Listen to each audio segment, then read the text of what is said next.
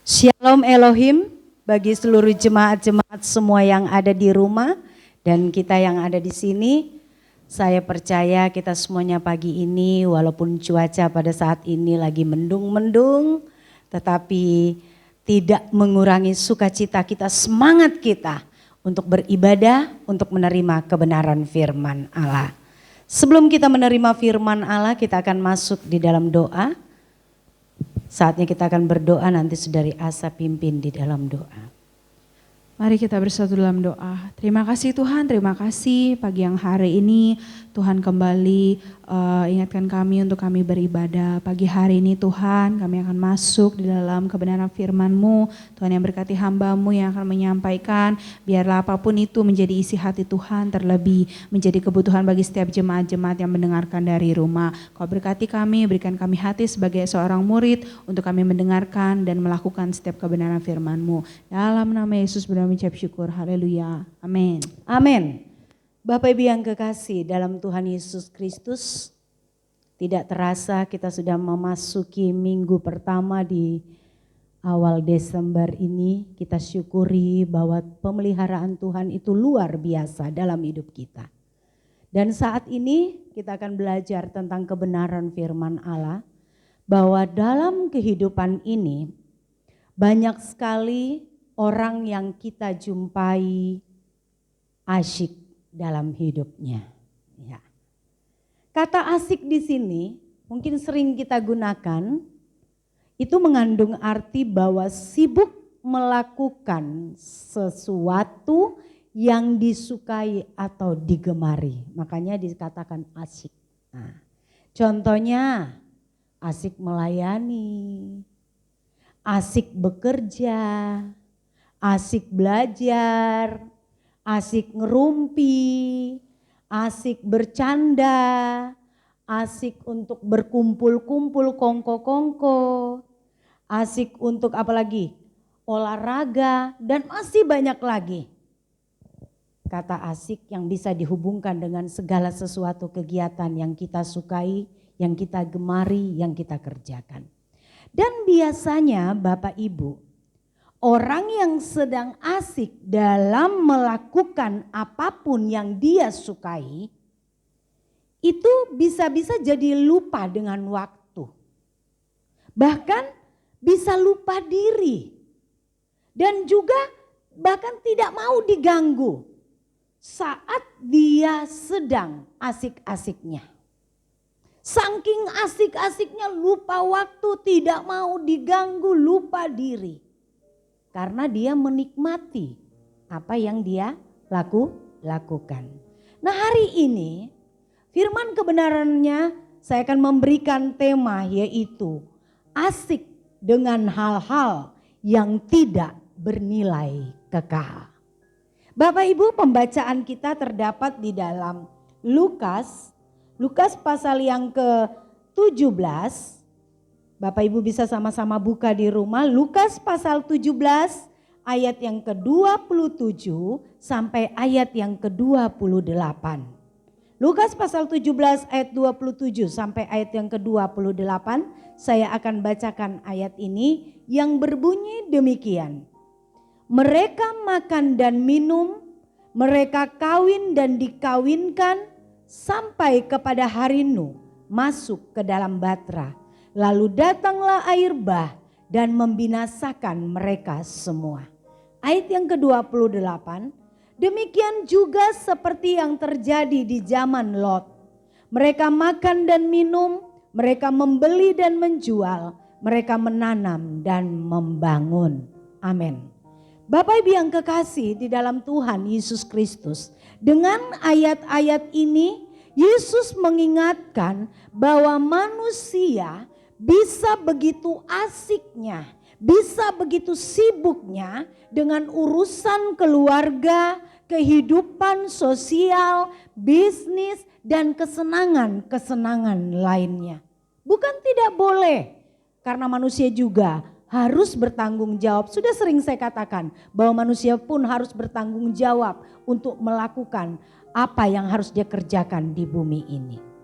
Nah di sini karena begitu asik dan sibuknya sehingga mereka lupa mempersiapkan diri dalam menyambut kedatangan anak Allah. Berkaca dengan pembacaan kita tadi pada orang-orang pada zaman Nuh, juga penduduk Sodom dan Gomora, tiap orang perlu, setiap kehidupan kita perlu menjadikan tiap saat dalam hidup kita sebagai momen untuk menyambut kedatangan Tuhan. Tidak asik atau sibuk dengan urusan-urusan sendiri yang akibatnya ketika waktunya tiba, ini di sini kita akan menghadapi yang namanya penyesalan yang tidak bisa kita ulangi lagi karena kesempatan itu sudah diambil dari kita. Kebenaran firman Allah pada saat pagi ini kita akan belajar ciri-ciri orang yang asik dengan hal-hal yang tidak bernilai. Saya akan berikan yaitu ada 3 hal. Ciri-ciri orang yang asik, sibuk dengan hal-hal yang tidak bernilai kekal. Dengan hal-hal yang tidak mempersiapkan kedatangan Tuhan. Kita akan lihat yaitu yang pertama adalah terlena dalam kenyamanan. Bagian ini sudah sering kita bicarakan, sudah sering diungkapkan lewat kebenaran firman Allah. Firman Allah semakin sering diungkapkan, semakin sering datang mengingatkan kita, bukan hanya untuk diperbincangkan, bukan hanya untuk kita bicarakan, bukan hanya untuk saya khotbahkan, tetapi kita harus lakukan kebenaran firman Allah. Bahwa terlena dalam kenyamanan, hidup tanpa masalah adalah musuh yang sangat berbahaya bagi orang Kristen. Mungkin orang katakan enak, enjoy, senang kalau hidup tanpa masalah. Tetapi sesungguhnya hidup tanpa masalah itu merupakan suatu bahaya yang perlu kita antisipasi dalam kehidupan kita sebagai orang-orang percaya. Dan kebanyakan juga kehidupan kekristenan jatuh bukan karena masalah.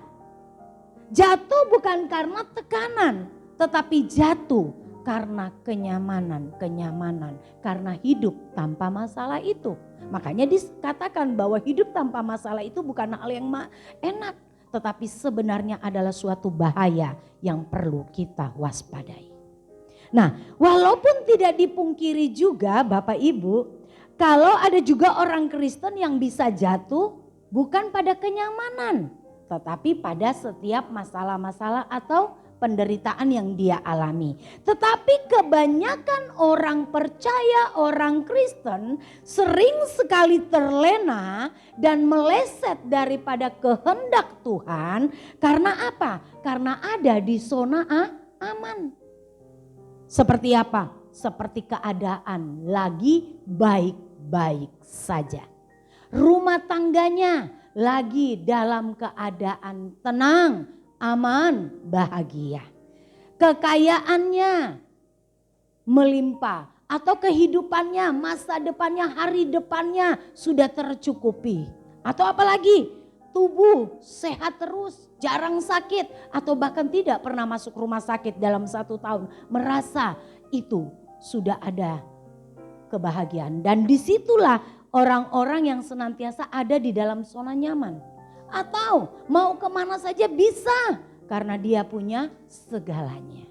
Nah, hal-hal seperti inilah, kenyamanan-kenyamanan yang ada seperti inilah yang kadang-kadang membuat kehidupan kekristenan itu menjadi terlena. Dan asyik sendiri dengan kesenangan-kesenangannya. Yang mengakibatkan apa? Yang mengakibatkan orang Kristen atau kehidupan kekristenan ini menjadi lupa diri. Karena ada di dalam kehidupan yang senang, yang ada dalam kehidupan nyaman. Sehingga dia merasakan bahwa apa yang dia miliki di bumi ini, dia sulit mau meninggalkan. Karena dia menikmati, karena dia terikat di dalamnya. Atau apa? Orang yang sudah ada di dalam kenyamanan itu gak mau diganggu. Gak mau diusik. Karena dia sudah enak. Karena dia sudah senang. Karena dia sudah menikmati kenyamanan itu. Jadi kalau dia datang teguran atau ditegur atau dinasehati oleh kebenaran firman Allah, dia merasa sangat terganggu sekali hidupnya. Atau apalagi orang yang hidup dalam kenyamanan, menjadi sombong. Merasa apa? Dengan merasa dirinya tanpa Tuhan bisa. Tanpa siapa-siapa bisa, karena dia sudah punya segalanya. Dia sudah menikmati hidupnya yang ada di dunia ini. Dia sudah senang, dia sudah kuat. Apa saja bisa dia lakukan. Sehingga mengakibatkan kehidupannya merasa bahwa tanpa Tuhan pun dia bisa hidup. Ini berbahaya. Seperti yang terjadi, Bapak Ibu yang kekasih, sudah tidak asing lagi cerita tentang siapa? Orang kaya yang bodoh. Di dalam Lukas, kalau Bapak Ibu buka di rumah, Lukas pasal yang ke-12 ayat 16 sampai ayat 21 di situ dikatakan apa? Ini adalah gambaran dari orang yang terlena dengan kenyamanannya. Orang kaya yang bodoh ini dikatakan di dalam ayat 17 dan ayat 18. Bodoh karena apa? Karena dia asyik, sibuk dengan apa yang dicapainya.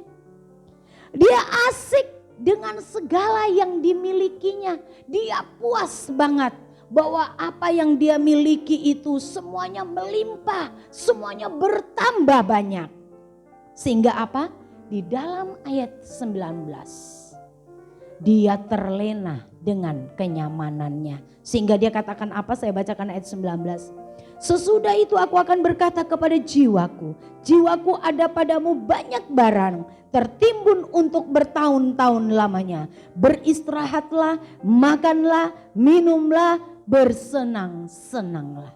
Orang kaya yang bodoh mengatakan kepada dirinya bahwa hai jiwaku, ada padamu banyak bertimbun-timbun segala-galanya. Sehingga dia katakan bahwa bersenang-senanglah, makanlah, nikmatilah. Arti katanya apa? Dia terlena dengan kenyamanannya, dengan apa yang dicapainya, dengan apa yang dimilikinya. Sehingga membuat dia tidak melakukan apapun untuk kehidupan kekekalannya. Sehingga ia lupa memperhatikan kehidupan kekekalannya. Ia hanya asyik dengan hal-hal yang bersifat binasa yang ada di bumi. Dia mempersiapkan masa depannya, hari depannya untuk berapa tahun ke depan. Untuk apa? Sehingga dia merombak lumbung-lumbungnya. Dia hanya mempersiapkan kehidupannya di dunia. Tetapi dia lupa bahwa ada kehidupan setelah kematian. Ini yang perlu. Dan inilah yang akibatnya kalau kita melihat di dalam ayat yang ke-21 di situ. Dikatakan apa? Bahwa akhir hidup daripada orang kaya ini menjadi sia-sia. Dikatakan apa? Tidak kaya di hadapan Allah. Yang berarti tidak memiliki apapun untuk kehidupan kekalnya. Oh, sangat miris saudara. Ini yang harus kita perjuangkan dalam kehidupan kita. Jangan sampai kita hanya sibuk dengan hal-hal yang bersifat binasa. Bukan kita tidak membutuhkan apapun yang ada di dunia ini. Boleh kita melakukan bagian kita. Boleh kita lakukan kewajiban kita yang ada di dunia. Karena itu harus. Tetapi janganlah kehidupan ini kita asik sendiri, sibuk sendiri, sehingga kita melupakan kehidupan setelah kematian kita. Nah, ini yang berbahaya. Yang kedua, saya tidak perpanjang. Yang kedua adalah apa? Orang yang senantiasa asik dengan kehidupan yang tidak bernilai kekal itu seperti apa? Yang kedua, tidak peka dengan kehendak Tuhan. Yang mengakibatkan seseorang tidak peka dengan kehendak Tuhan karena apa? Karena hubungannya dengan Tuhan itu tidak dibangun terus. Hubungan yang tidak terbangun terus itu bisa mengakibatkan seseorang menjadi tidak peka dengan kehendak Tuhan. Dan orang yang tidak peka dengan kehendak Tuhan pastinya akan apa? Pastinya akan asik dengan keinginannya sendiri. Nah, ini tanda-tanda kita bisa lihat di dalam diri kita sendiri kalau hubungan kita dengan Tuhan sudah mulai kurang, bahkan kita sudah mulai jauh. Perhatikan, ada yang menonjol dalam diri kita, yaitu kita akan mengutamakan keinginan kita sendiri. Keinginan kita yang harus terjadi. Kita tahu dalam kehidupan ini keinginan manusia itu banyak. Di dalam 1 Yohanes pasal 2 ayat 16 di situ dikatakan apa? Keinginan daging, keinginan mata, dan keangkuhan hidup. Itu semua keinginan-keinginan yang senantiasa ingin menonjol dalam diri kita. Tidak pernah kita mau mempertimbangkan apakah Tuhan suka dengan keinginan itu atau tidak. Nah, ini kalau orang yang sudah tidak peka dengan kehendak Tuhan, maka dia akan berjuang untuk menyenangkan dagingnya. Jadi dia tidak mau memikirkan perasaan Tuhan. Dia tidak mau memikirkan keinginan Tuhan itu apa. Yang penting keinginanku yang jadi. Yang penting mauku yang jadi. Yang penting aku suka. Sehingga setiap apapun keinginannya itu tidak pernah diperkarakan di hadapan Tuhan. Apakah Tuhan suka atau tidak? Bodoh amat. Karena hidupku. Ini berbahaya. Kedua apa? Asik dengan kepentingannya sendiri. Artinya katanya apa? Asik dengan apa yang dia kerjakan dan dia lakukan itu selalu ada kepentingannya di dalamnya. Seperti apa? Padahal ini kelihatannya wajar bagi manusia. Berlaku ramah. Dia berlaku ramah kepada orang lain itu baik. Tetapi ada kepentingan di dalamnya. Supaya orang katakan dia apa? Orang baik. Ini kepentingan ini. Orang yang sudah tidak peka dengan kehendak Tuhan akan hidup di dalam kepentingannya sendiri. Atau apalagi menolong orang. Menolong orang itu baik. Tetapi dia punya maksud tertentu di dalam dirinya menolong orang. Supaya orang lain memuji. Supaya orang lain menghormati. Nah ini. Atau apalagi bisa jadi menjaga sikapnya di muka umum, di luar rumah. Sikapnya dibaik-baikin, diperhalus dan sebagainya. Supaya orang katakan apa? Bahwa dia adalah orang-orang yang rohani. Orang-orang yang hidup di dalam kebenaran. Padahal itu cuma di depan orang. Ada kepentingan. Orang lain tidak tahu dia melakukan itu ada kepentingan di dalam hatinya. Ini yang asik dengan kepentingannya sendiri. Dan ini yang dikatakan tidak peka dengan kehendak Tuhan. Atau apalagi asik, nyaman dengan kemelesetan. Nyaman dengan dosa. Ini yang sering ini. Tidak ada sedikit pun merasa bersalah, merasa gelisah saat melakukan kesalahan. Ini orang yang tidak peka dengan kehendak Tuhan seperti ini. Atau apa? Dosa bukannya dihindari, bukan dijauhi, tetapi dosa dinikmati. Sudah nyaman dengan keadaan itu. Contoh satu aja kecil. Saat kita berjalan di jalan raya. Yang sebenarnya kita tidak boleh belok. Berarti kita sudah melawan arus. Tetapi karena banyak orang mengikuti, kita juga lakukan. Bahkan bukan sekali dilakukan, sering dilakukan. Ini adalah sudah meleset. Sudah nggak sesuai dengan aturan. Sekalipun bagi manusia itu kecil, tetapi nyaman lakukan itu. Atau tipu-tipu kecil, bohong-bohong kecil. Gak apa-apa, kan cuma bohong-bohong kecil demi kebaikan. Nah ini nyaman di situ, dilakukan terus, nggak pernah gelisah hatinya, nggak pernah merasa, aduh kok aku lakukan ini ya, nggak pernah, nyaman di sini.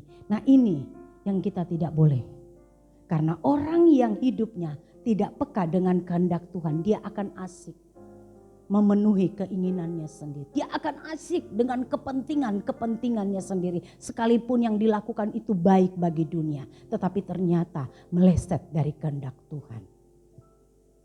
Seperti yang dialami oleh Saul di sini.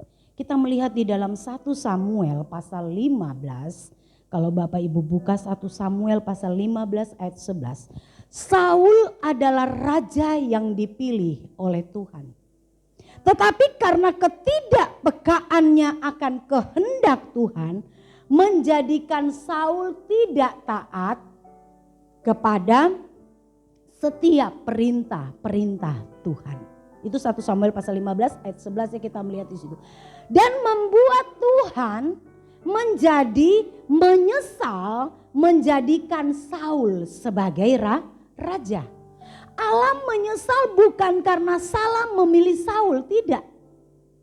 Tetapi karena Saul memilih jalan yang membinasakan dirinya sendiri.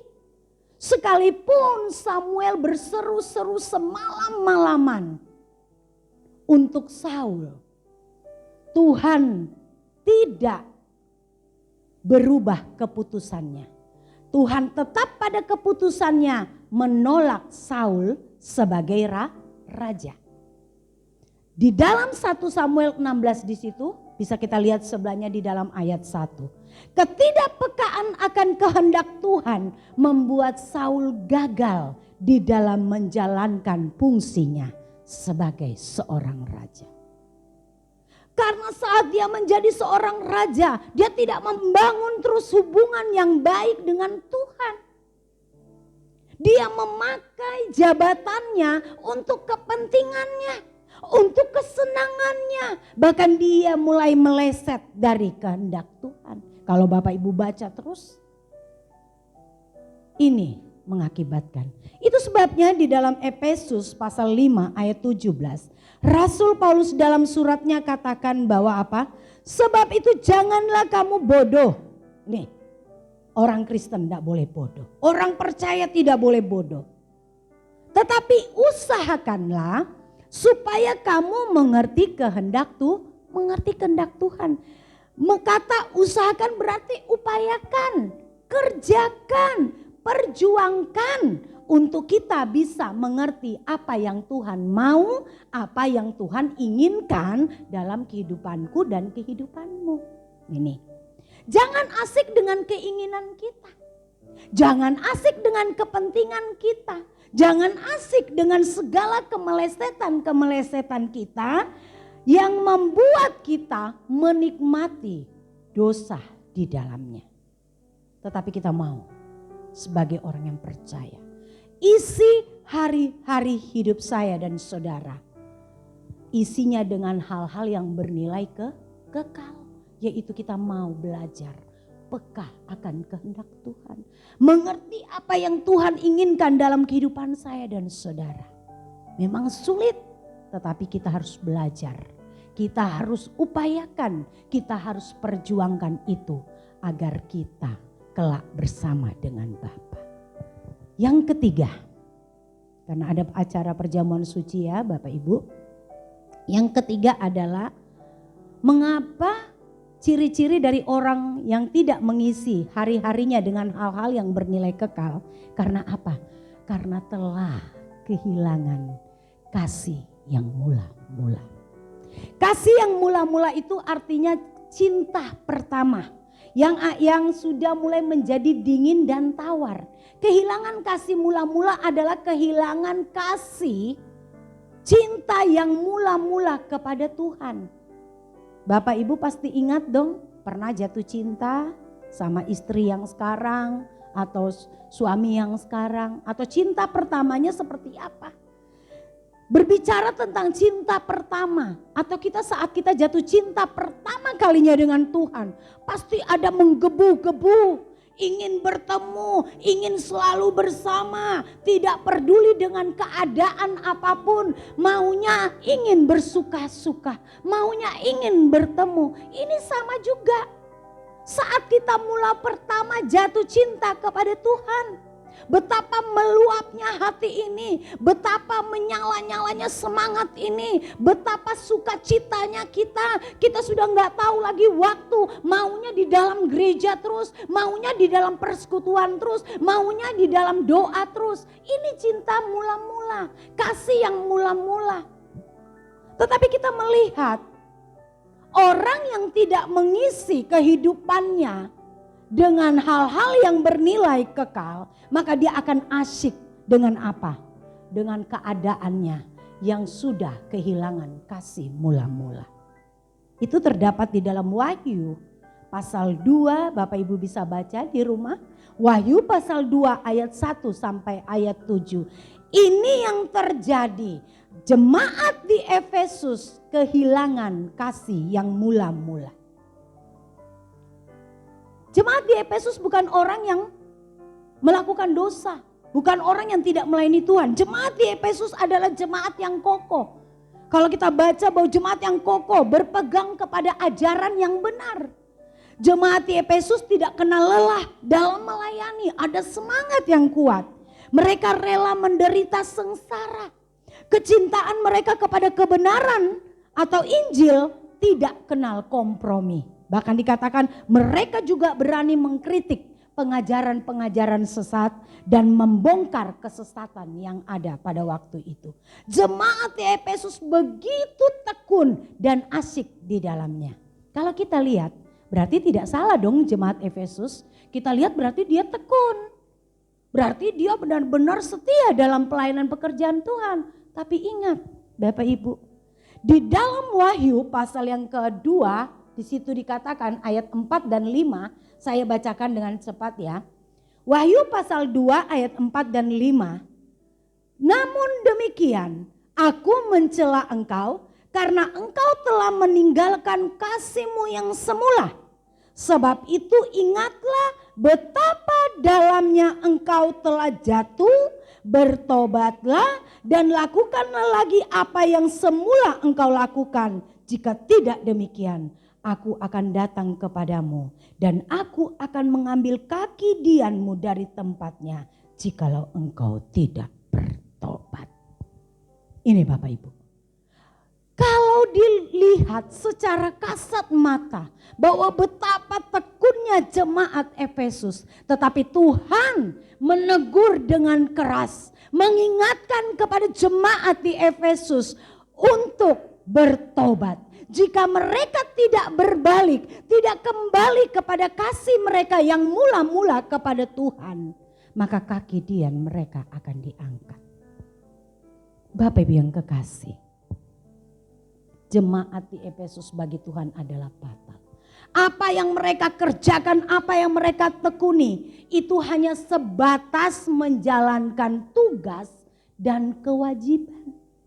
Bukan karena kecintaan mereka yang menyala-nyala untuk Tuhan dengan membangun hubungan dengan Tuhan secara pribadi. Tetapi mereka lakukan hanya sebatas rutinitas. Ini yang Tuhan tidak mau. Ini yang Tuhan tidak kehendaki. Kegagalan jemaat di Efesus menjadi pembelajaran bagi saya dan saudara. Bahwa tidak salah untuk kita ikut dalam pelayanan. Tidak salah untuk kita aktif di dalam gereja, itu tidak salah.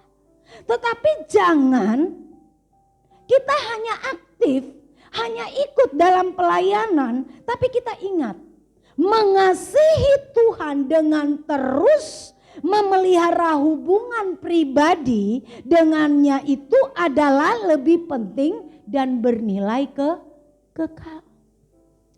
Sadar enggak kita? Kadang-kadang kita hanya sibuk melakukan pekerjaan ini, melakukan pekerjaan itu. Bahkan juga sibuk melayani firman seperti saya saat ini. Cuma sibuk memperkatakan, cuma sibuk menyebut nama Tuhan. Tetapi apakah hatiku, apakah hatimu, apakah hati kita sudah menyenangkan Tuhan? Sudah mengasihi Tuhan? Orang yang kita sibuk kerjakan pekerjaannya, apakah kita pernah sapa? Apakah kita pernah ambil waktu untuk terus bersama dengan dia, bersuka-suka? Mengasihi dia dengan segala sikap dan perbuatan kita dengan tulus. Nah ini yang sudah hilang di dalam jemaat Efesus. Mereka asik dalam pelayanan. Mereka sibuk dalam melakukan hal-hal yang bersifat dilihat oleh orang lain. Tetapi sebenarnya hati Tuhan terluka. Perasaan Tuhan terluka. Mereka mulai dingin. Mereka sudah mulai tidak menyapa Tuhan secara pribadi. Mereka sudah tidak menyenangkan Tuhan dalam hidup mereka. Apa yang mereka kerjakan itu hanya sebatas kewajiban dan sebatas tugas. Bapak Ibu yang kekasih di dalam Tuhan Yesus Kristus. Lewat kebenaran firman pada saat pagi ini. Mari kita jangan asik. Kita jangan sibuk dengan hal-hal yang tidak bernilai kekal. Karena hal-hal yang tidak bernilai kekal itu kita akan tinggalkan saat kita menutup mata. Tetapi mari kita mau isi hidup kita dengan hal-hal yang bernilai kekal. Yaitu kita mau tetap apa? Kesempatan yang ada. Di sini saya ambil ya, bahwa kesimpulan daripada kebenaran firman pada saat hari ini. Bahwa kesempatan yang ada bagi saya dan saudara, mari kita mau berjuang untuk mengisinya dengan hal-hal yang bernilai kekal. Karena hal yang bernilai kekal itu berarti kita rela meninggalkan kenyamanan. Berani tinggalkan kenyamanan, berani tinggalkan kesenangan, berani tidak terikat dengan apa yang kita miliki. Memang tidak mudah, kita butuh perjuangan dan kita harus rela berjuang di dalamnya. Dan kita harus peka terhadap kehendak Tuhan. Kita peka dengan keinginan Tuhan. Kita peka apa yang Tuhan mau sih dalam hidupku, aku harus lakukan. Kalau aku mau Tuhan suka dan senang dengan hidupku, maka aku harus peka dengan kehendak. Dan yang ketiga tadi apa? Kita mau terus miliki kasih mula-mula itu dengan Kristus. Dalam hidup ini kita terus miliki itu. Jangan pudar dengan keadaan yang ada. Jangan pudar karena kita sibuk. Jangan pudar karena banyak masalah-masalah hambatan yang membuat kita menjadi hambar, menjadi dingin. Sehingga kasih mula-mula kita kepada Tuhan menjadi tidak ada lagi. Mari Bapak Ibu, saya percaya pagi ini kita semua yang ada berjuang untuk hal-hal yang bernilai kekal. Sehingga saatnya nanti di kehidupan setelah kematian kita akan mengalami sukacita yang luar biasa. Karena tidak pernah sia-sia perjuangan saya dan saudara bersama dengan Tuhan.